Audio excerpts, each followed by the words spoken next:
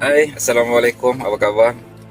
Okey, kenapa tiba-tiba saya berada dalam kereta? Biasa saya buat video apa-apa, saya berada dalam restoran.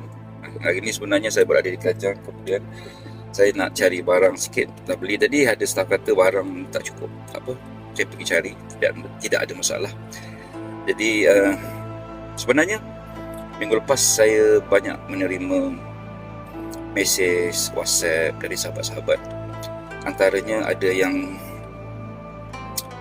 sudah tarik handbrake kerana tidak mampu lagi untuk meneruskan perjuangannya, dan mereka hanya bertahan setahun.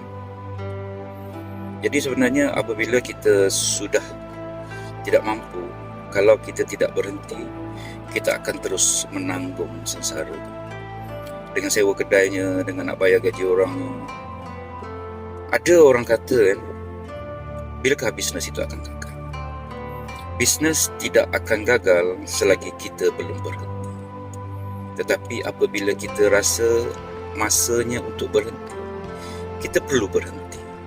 Jangan kita teruskan.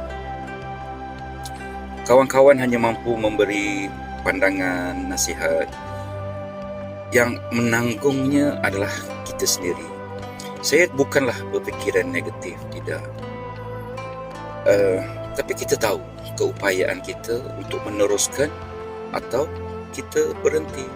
Tetapi mungkin di lain waktu, insya-Allah rezeki lain akan sampai, mungkin dengan perjuangan baru, dengan tempat baru. Jangan risau, jangan mengalah dengan ujian yang melanda kita. Jadi apa yang boleh saya kata ialah teruskan dan selesaikan masalah. Dan ada juga sahabat yang bertanya kepada saya, Bandi, saya ibu tunggal, ada 3 orang anak, dan saya meniaga online, jual makanan daripada rumah. Saya ada lebih kurang RM5,000.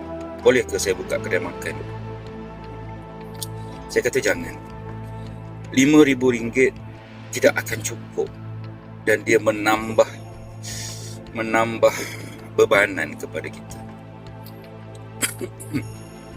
Jadi bagaimana caranya? Kalau anda berniaga dari rumah, dari online, teruskan daripada online, teruskan.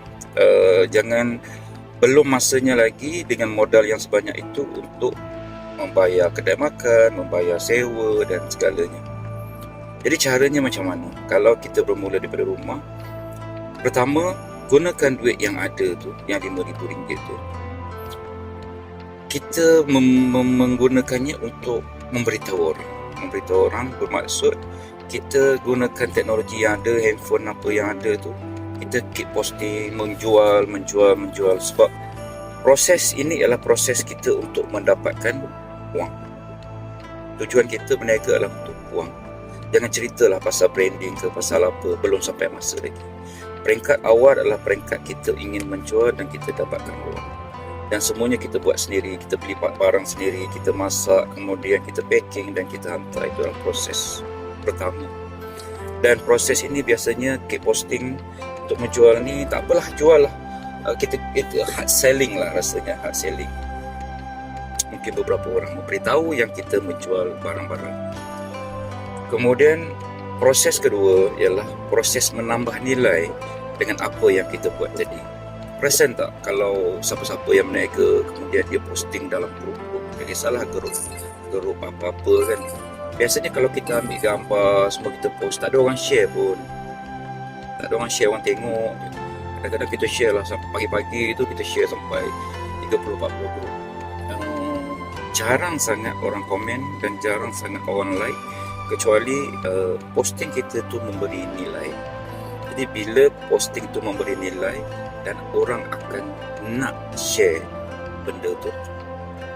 Jadi peringkat pertama tadi keep posting untuk menjual, peringkat kedua ialah memberi nilai dalam posting kita tu sendiri, dan peringkat ketiga ialah macam mana kita nak bagi pastikan orang yang pernah membeli dengan kita tu dia membeli lagi. Itu yang nombor 3. Maknanya kita nak dapatkan pelanggan setia. Itu dia ambil masa dan dia ada prosesnya sendiri. Kesetiaan pelanggan. Nombor 4 ialah kita sentiasa ulang proses 1, 2, 3. Begitulah. Sehingga kita ke peringkat seterusnya. Okey? Sikitlah pagi ni sementara nak beli barang. Moga rezeki kita mengalir seperti air. Assalamualaikum.